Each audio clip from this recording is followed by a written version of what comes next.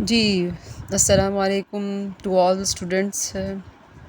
तो जी हम आज केमिस्ट्री विद मोना के चैनल पर दोबारा से आपके पास मौजूद हैं। मालूम है कि हम काफ़ी देर बाद ज्वाइन कर रहे हैं, लेकिन इंशाल्लाह इसको आप कंटिन्यू रखेंगे और आपको डेली बेसिस पे आपके सब्जेक्ट से रिलेटेड टॉपिक्स भी उन पर लेक्चर्स मिलेंगे। तो हम आज ना स्टार्ट कर रहे हैं केमिस्ट्री की जो न्यू बुक आई है 10th क्लास की, that is the know that जो अभी कमिंग सिलेबस हमारा आया है केमिस्ट्री का पंजाब एजुकेशन की तरफ से। उसका हम फर्स्ट चैप्टर स्टार्ट कर रहे हैं। तो उसका first chapter basically state of matter and the phase changes. ठीक है, ये जो वर्ड है ये आपके लिए बिल्कुल नया नहीं है, कम से कम 10th क्लास के लिए तो बिल्कुल भी नया नहीं है। उन्होंने बेसिकली ये सब कुछ पहले भी 9th क्लास में पढ़ा है और डेफिनेटली जनरल साइंस में भी पढ़ा है। तो जो स्टेट ऑफ मैटर है और फेजेस चेंजेस हैं, सबसे पहले इसमें चैप्टर का जो नाम है वो आपको ये बताना चाह रहा है कि जो मैटर है वो क्या है और जो उसके अंदर चेंजेस आती हैं उसकी स्टेट्स में, उसको हम डिस्कस करेंगे इसमें थॉरली। ज़ाहिर सी बात है, अब आपका जो लेवल एक स्टेप ज़्यादा हो गया, पहले 9th में जो पढ़ा था वो मटेरियल थोड़ा इससे कम था, पर आप थोड़ा आप डिटेल में जाएंगे। ठीक है, आई होप सो कि ये सारा पॉइंट आपको जो मैं स्टार्टिंग में बता रही हूँ क्लियर है। तो सबसे पहले स्टूडेंट को मैटर की डेफिनेशन का पता होना चाहिए कि what is the matter, anything which has the mass and occupy space. ये ऐसी डेफिनेशन है जो मैं मतलब किसी भी स्टूडेंट से पूछूं तो मुझे लगता है ये सबको आती है कि आपके इर्द गिर्द हर वो चीज़ इट्सल्फ, बल्कि आप ख़ुद भी मैटर ही है। हवा मैटर है, पानी मैटर है। आप मुझे कोई ऐसी चीज़ बता दें जिसमें मतलब कि हम कह सकते हैं कि ये मैटर नहीं है, तो ऐसा कुछ नहीं है, क्योंकि हम अपने इर्द गिर्द देखते हैं तो हर चीज़ कोई ना कोई वो वॉल्यूम रखती है ना, और उसका थोड़ा बहुत या ज़्यादा मैस होता है। ठीक है, तो ये बिल्कुल बेसिक बात है। अब हम आ जाते हैं बिल्कुल इसके फर्स्ट चैप्टर पे। और फर्स्ट चैप्टर जो है मतलब कि सॉरी फर्स्ट चैप्टर कह रही हूँ, उसके फर्स्ट पेज पे एज अ इंट्रोडक्शन जो उसने उसको एक्सप्लेन करने की कोशिश की है कि मैटर बेसिकली उसकी टाइप्स को, फिर उसकी बेस पर जो थ्योरीज डिज़ाइन हुई हैं उन सब को डिस्कस करने की कोशिश करेंगे। ठीक है, तो स्टूडेंट्स ऐसा है कि सबसे पहले तो आप सब जानते हैं कि जो टाइप्स ऑफ मैटर है, आप लोगों ने टाइप्स ऑफ मैटर 9th में भी पढ़ी थी, सही है? ठीक है, तो उसमें जो फर्स्ट टाइप थी वो बेसिकली हमने solid, and second type is the liquid, and third type is the gas, और definitely fourth point that is the plasma. ये सब टर्म्स आप 9th क्लास के सिलेबस में सुन चुके हैं और आई थिंक सो इन सब के बारे में थोड़ा बहुत करैक्टरिस्टिक भी जानते हैं। तो ये सब कुछ हम बिल्कुल एक सरसरी से इनके बारे में जो इंट्रो है वो डिस्कस करेंगे। लेकिन कहा यह जाता है कि सबसे पहले जो जिनकी प्रॉपर्टीज़ को स्टडी किया था दैट इज़ द गैस। तो ऐसी बात जो है वो आपको पता होनी चाहिए। बेसिकली हो सकता है वो आपसे एमसीक्यूज़ में पूछी जाए कि सबसे पहली प्रॉपर्टीज़ जिस पर काम किया गया था वो कौन सी है। ठीक है, तो अब हम आ जाते हैं दोबारा से अपने टॉपिक की तरफ। जो टॉपिक हमने उसको एक्सप्लेन करना है, तो फर्स्ट स्टेटमेंट में वो यही बताना चाह रहा है कि मैं ये जो पेज है ना आपका, एक अहम बात स्टूडेंट, क्योंकि आप लोगों ने तैयारी इस तरह भी करनी होती है जैसे कि आपके बोर्ड के एग्ज़ाम्स के पॉइंट ऑफ व्यू से तैयारी होती है। तो जो उसका जो फर्स्ट पेज है ना, इसको आपने स्पेसिफिकली प्रिपेयर करना है फॉर दी एमसीक्यूज़। मतलब कि ओवरऑल ये सारा आपका एमसीक्यूज़ बेस्ड भी है और इसमें से कुछ डिफरेंट किस्म के शॉर्ट लॉन्ग क्वेश्चंस भी बन सकते हैं, लेकिन आप इसको थॉरली अच्छे तरीके से पढ़ेंगे, क्योंकि ये पेज बेसिकली हेडिंग्स के बगैर है। उनके स्टूडेंट्स अक्सर काफ़ी देखते हैं कि टॉपिक का नाम क्या है, हेडिंग्स क्या है, तो ऐसा नहीं है, ये उसके बगैर है। इंट्रो है पूरे चैप्टर का तकरीबन, जिसकी समरी उन्होंने काफ़ी अच्छी तरीके से एक्सप्लेन की हुई है। तो पहली लाइन है कि matter in this world exist in the four state, that is the gas, liquid, solid and plasma. ठीक है, out of these four states the properties of the gas were studies first. ये जो first point है ना, ये first लफ्ज़, ये आपने ज़हन में रखना है कि सबसे पहले किसकी प्रॉपर्टीज़ को डिस्कस किया गया था। ठीक है, उसके बाद इसकी प्रॉपर्टीज़ को स्टडी करने के बाद जो है वो बेसिकली ये देखा गया था कि जो मेजर प्रॉपर्टीज़ गैसेस की होती हैं, just like they have ability to expand, they have ability to compress और डिफ्यूज़। ये सब टर्म्स समझ आने के बाद ना काफ़ी हद तक उन्हें आइडिया हुआ कि जो गैस के मॉलिक्यूल्स हैं ये बेसिकली एक दूसरे से आज़ाद हैं और रैंडमली मूव करते हैं। रैंडमली का मतलब है कि बेतरतीब इधर उधर जहाँ उनका दिल करता है, उनके ऊपर कोई बाउंड्रीज़ नहीं है। तो ये सब आइडिया जो है ना, इसकी बेस पर एक थ्योरी डेवलप होती है जिसका नाम काइनेटिक पार्टिकल थ्योरी है।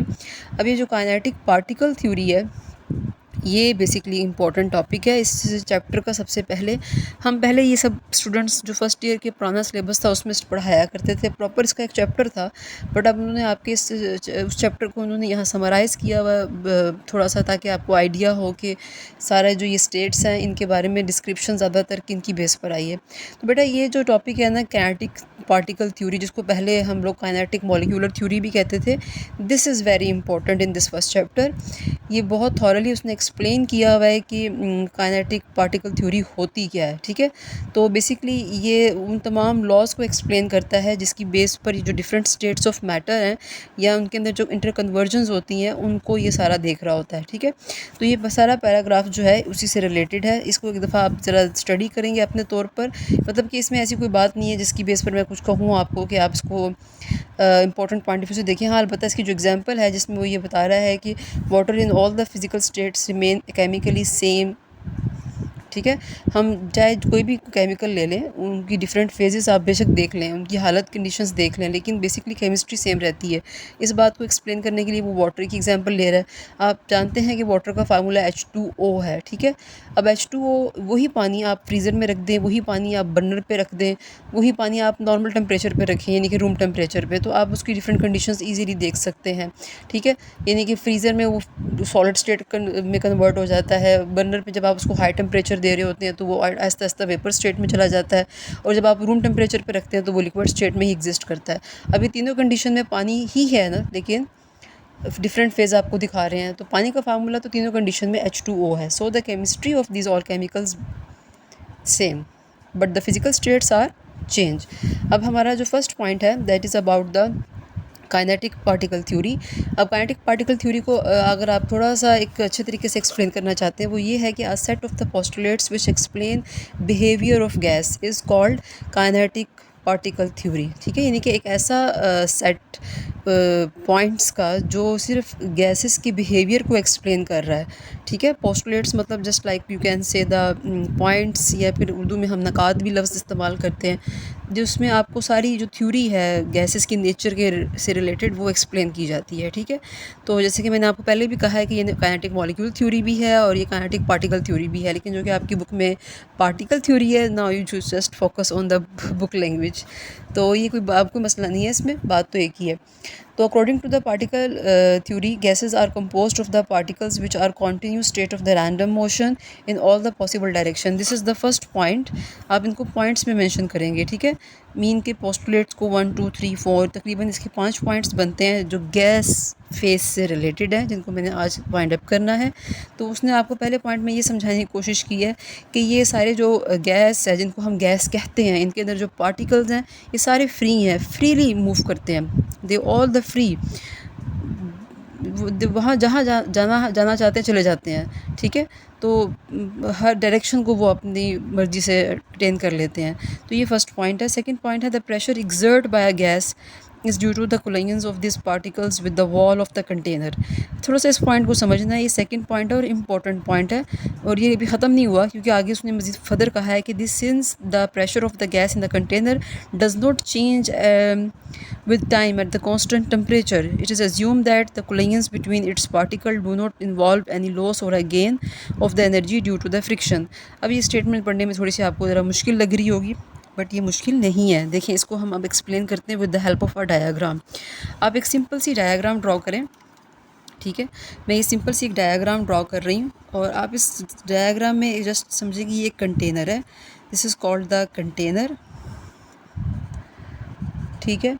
सॉरी, यहाँ ज़रा ज़्यादा ही वो अटैच हो गया। अच्छा, चलिए इसको दोबारा लिख लेते हैं। कंटेनर, कंटेनर मीन ऐसा बर्तन जिसमें आपने किसी चीज़ को रखा हो, ठीक है। कुछ भी हो सकता है वो, कुछ भी, इवन जिस तरह आपके घर में सिलेंडर्स आते हैं गैस के, अब वो सिलेंडर कंटेनर है विच केप्ट द गैस इनसाइड, ठीक है। अब आपने जब इसमें गैस के मॉलिक्यूल ऐड किए हैं, डेफिनेटली जितने भी मॉलिक्यूल हैं हम उसकी बात नहीं कर रहे।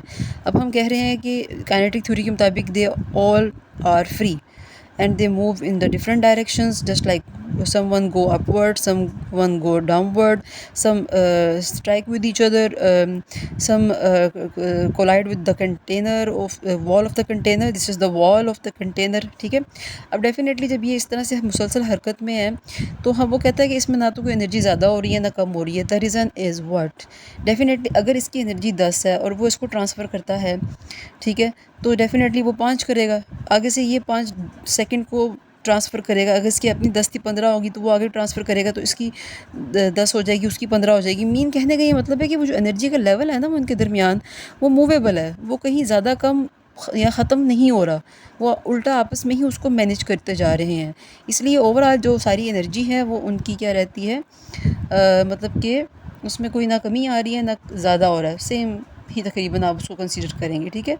समझ आ गई होगी, आई होप सो। अगर कोई समझ ना आई तो काइंडली कमेंट में बता दीजिएगा, इसको मैं फिर अच्छे तरीके से और आसान एग्जांपल्स के थ्रू एक्सप्लेन करूँगी। चलिए जी, आप दोबारा बुक पे आ जाएँ। तो अब हम एग्जांपल पॉइंट 3 पोस्टुलेट नंबर 3 की तरफ चलते हैं।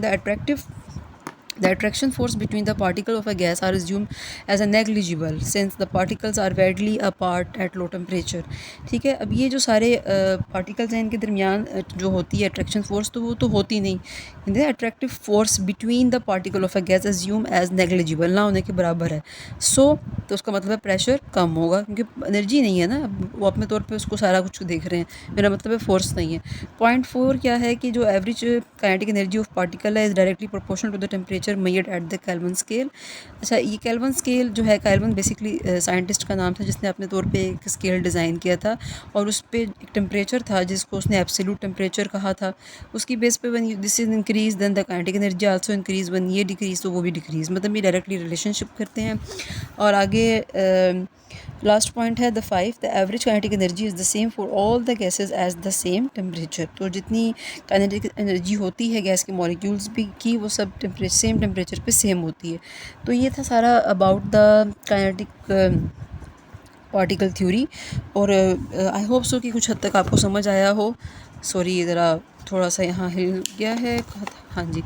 अगर कोई इसमें आपको ऐसे लगता है कि ये पॉइंट हमें समझ नहीं आ रहा, यहाँ से हमने कोई बात पूछनी है, या आपको कोई अपना पॉइंट हमसे शेयर करना है, तो काइंडली कमेंट में बता दीजिएगा, तो मैं आपको उसमें गाइड कर दूँगी। बाकी इसके अलावा अगर कोई मुझसे ऑनलाइन क्लासेस लेना चाहता है तो वो मुझे बताए, तो मैं उसको जो है वो ऑनलाइन जो है वो भी कर सकती हूँ अपने साथ कंबाइन। तो आई होप सो कि ये टॉपिक आपको समझ आएगा। अब डेली बेसिस पे आपको टॉपिक वाइज जो है वो लेक्चर्स आया करेंगे, आप ध्यान से सुनते हैं, क्योंकि ये नई किताब है, इसमें काफ़ी सारी इन्फॉर्मेशंस हैं जो आपके लिए बिल्कुल न्यू है। कुछ तो ऐसा है जो पहले पढ़ा है लेकिन थोड़ा है अब एक्सटेंड हो गया है, तो ये तो होता ही है, ज़ाहिर सी बात है। जैसे एज के साथ आप लोग भी बड़े होते हैं, तो इस तरह आपकी जो नॉलेज है, जो पढ़ रहे होते हैं, वो भी with the passage of time अपने नॉलेज में देखते हैं कि इंक्रीज़ हो रहा होता है, ठीक है। That is good. तो आई होप सो कि चलें आपको ये सब समझ आ गया हो। कोई प्रॉब्लम तो जैसे कि मैंने पहले कहा, आप मुझसे पूछ सकते हैं। चलिए जी, अपना ख्याल रखिएगा। ओके, अल्लाह हाफ़िज़।